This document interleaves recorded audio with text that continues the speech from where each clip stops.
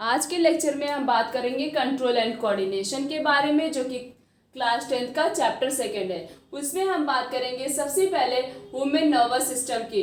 Neuron is the structure and functional unit of nervous system. Neuron क्या होता है? Structural और फंक्शनल यूनिट होता है। किसका होता है? हमारे नर्वस सिस्टम का होता है। ठीक है। Neuron is the largest cell of our body. सबसे लार्जेस्ट सेल होती है हमारी बॉडी की। क्यों? क्योंकि हमारी पूरी बॉडी में जो ट्रांसफर रहती नर्व्स, उसे हम क्या बोलते हैं? न्यूरॉन बोलते हैं। इसीलिए न्यूरॉन जो है सबसे लार्जेस्ट सेल है हमारी बॉडी का। ये रहा न्यूरॉन का डायग्राम। ये क्या है? साइटोप्लाज्म में छोटे छोटे ये प्रेजेंट ही क्या है? साइटोप्लाज्म। और ये क्या है? सेल बॉडी है। ये जो थ्रेड लाइक स्ट्रक्चर ओरिजिनेट होते हैं, इन्हें हम क्या बोलते हैं? डेंड्राइट्स बोलते हैं। देन ये बीच में जो प्रेजेंट है, ये क्या है? न्यूक्लियस है। ये जो इस तरह से लंबी सी थ्रेड लाइक लाइन पास होती है, उसे हम क्या बोलते हैं? एक्सॉन बोलते हैं। और ये प्रोटेक्टेड किससे रहता है? मैलिन सी से प्रोटेक्टेड रहता है। और लास्ट में से हम क्या बोलते हैं? नर्व एंडिंग बोलते हैं, जहां से मैसेज जो है वो ट्रांसफर होता है। The next is there are 3 component of neuron. Neuron के 3 कंपोनेंट होते हैं। कौन कौन से? एक होता है सेल बॉडी, दूसरा होता है डेंड्राइट्स, और तीसरा क्या होता है? एक्सॉन होता है। सेल बॉडी के पास क्या प्रेजेंट होता है? साइटोप्लाज्म और न्यूक्लियस प्रेजेंट होता है। डेंड्राइट्स शॉर्ट फाइबर्स होते हैं हमारी बॉडी में, पास होते हैं न्यूरॉन का एक जो छोटा छोटा अभी हम लोगों ने देखा इस तरह से ओरिजिनेट होते हैं, उसे हम क्या बोलते हैं? डेंड्राइट्स बोलते हैं। Then next is axon. क्या? एक्सॉन जो होता है वो लॉन्गेस्ट फाइबर होता है सेल बॉडी का of the neuron. Longest fibre is known as axon and short fibre is known as dendrites. Axon have insulating and protective sheath. Axon के पास इंसुलेटिव और कुछ प्रोटेक्टिव शीथ प्रेजेंट होता है, उसे हम क्या बोलते हैं? मैलिन बोलते हैं। और ये मैलिन शीथ किससे बना हुआ होता है? फैट और प्रोटीन से। The next is the transfer of message from one neuron to another. एक न्यूरॉन से दूसरे न्यूरॉन तक जब मैसेज ट्रांसफर होता है, उसे हम क्या बोलते हैं? सिनैप्स बोलते हैं। Then next is neuron are 3 type. 3 प्रकार के न्यूरॉन होते हैं। पहला होता है सेंसरी न्यूरॉन, दूसरा होता है मोटर न्यूरॉन, और तीसरा होता है रिले न्यूरॉन। सेंसरी न्यूरॉन क्या होते हैं? Transfer the impulse from the sensory cell toward the CNS. मतलब इम्पल्स का ट्रांसफर होना सेंसरी सेल से किसमें? सीएनएस में। ठीक है। सीएनएस क्या होता है? सेंट्रल नर्वस सिस्टम में।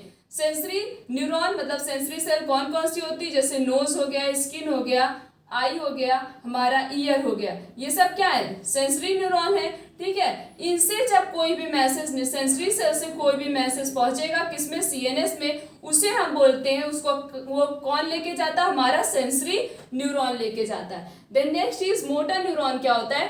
Transmit the impulse from CNS toward the muscle cell. ये इम्पल्स को ट्रांसफर करता है कहाँ से? सीएनएस से मसल्स की सेल में, उसे हम क्या बोलते हैं? Motor neuron. Then next is relay neuron occur in the CNS where they serve as a link between other neuron। ये क्या होता है? CNS में होता है, और इसका लिंक किसके साथ होता है? एक न्यूरॉन का लिंक दूसरे न्यूरॉन के साथ होना, उसका काम, वो काम कौन करता है? हमारा रिले न्यूरॉन करता है। तो न्यूरॉन 3 टाइप्स के होते हैं। कौन कौन से? Sensory neuron, motor neuron and relay neuron. The next is the gap between 2 neuron can secrete a chemical called neurotransmitter।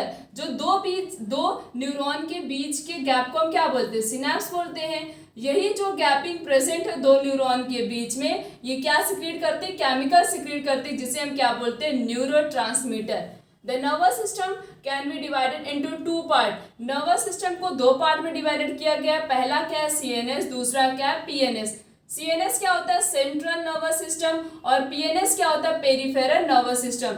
Central nervous system के अंदर आता है हमारा ब्रेन और स्पाइनल कॉर्ड। ठीक है। उसके और पेरिफेरल नर्वस सिस्टम के अंदर क्या आता है? क्रेनियल नर्व, स्पाइनल नर्व और विजरल नर्व।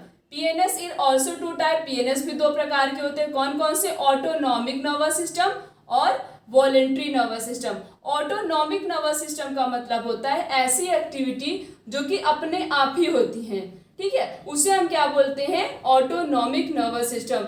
और वॉलेंट्री नर्वस सिस्टम का मतलब होता है ऐसी एक्टिविटी जिसको मतलब हमारे अंडर में, हमारे कंट्रोल में। अभी जैसे हम लिख रहे हैं, मेरा मन करेगा लिखिएगा, मेरा मन करेगा नहीं लिखेंगे, तो ये सारी एक्टिविटी हमारे अंडर में है। मेरा मन करेगा हम दौड़ेंगे, मेरा मन करेगा हम नहीं दौड़ेंगे। तो ये सारी एक्टिविटी कैसी हो गई, वॉलेंट्री एक्टिविटी हो गई।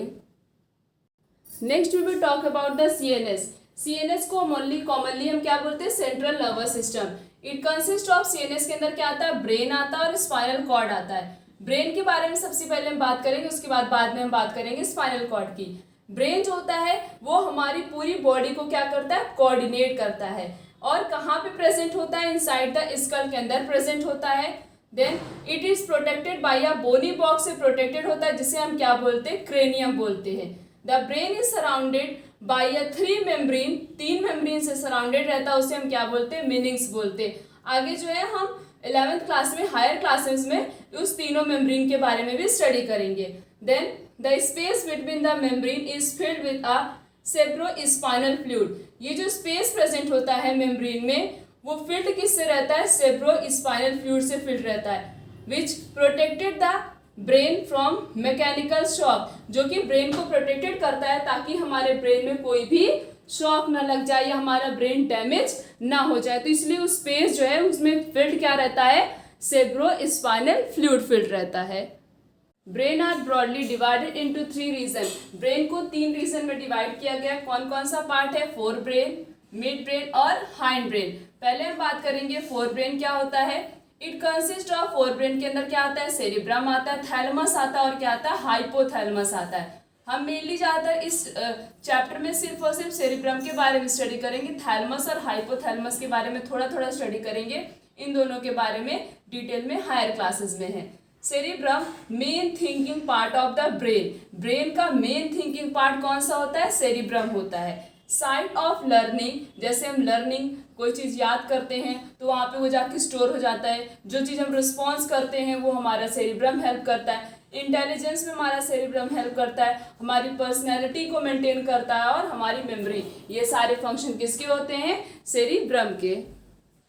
They have different area for performing different function. These there are associated area which contain thinking and memory। इनके पास अलग अलग एरिया प्रेजेंट होता है सेरिब्रम के पास, जो कि अलग अलग फंक्शन परफॉर्म करता है। उस एरिया को एसोसिएटेड एरिया भी कहते हैं। और वो एसोसिएटेड एरिया किसके रिस्पॉन्सिबल होता है, थिंकिंग और मेमोरी के लिए।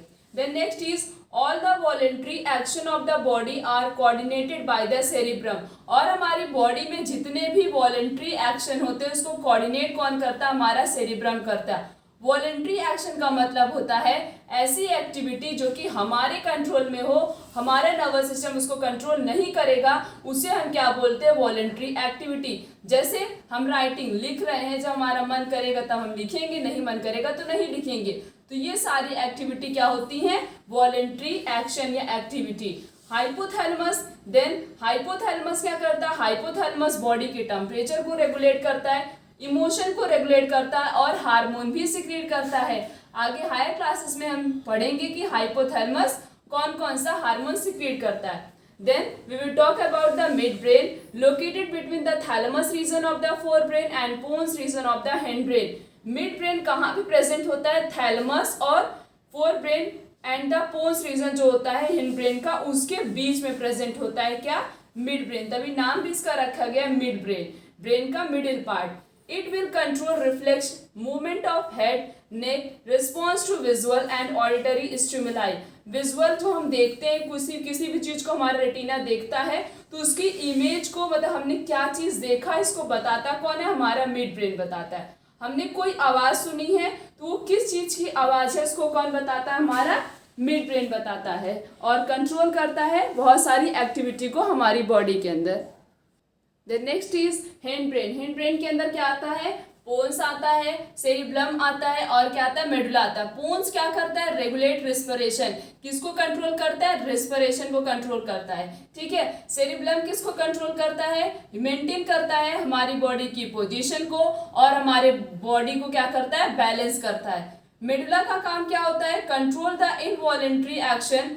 इनवॉलेंट्री एक्शन ऐसा एक्शन होता है जो कि हमारा मतलब हमारे कंट्रोल में नहीं होता, हमारा नर्वस सिस्टम उसको कंट्रोल कर रहा है। जैसे हार्ट बीट, ये हमारे कंट्रोल में नहीं है कि जब मन करेगा तो हम कहेंगे हमारे हार्ट को फंक्शन करो, जब मन करेगा तब कहेंगे ना करो, वो अपने अकॉर्डिंग काम करता है। ब्रीथिंग भी हमारे कंट्रोल में नहीं, वो भी क्या हो रहा है, बॉडी के इंटरनल है, मतलब उसको हमारे नर्वस सिस्टम कंट्रोल कर रहा है। ब्लड प्रेशर वो भी हमारे कंट्रोल में नहीं। एलिमेंट्री कैनाल, ये जितनी भी एक्टिविटी है, जितनी भी कंट्रोल करता है, उसको कौन कंट्रोल करता है, हमारा मेडुला करता है।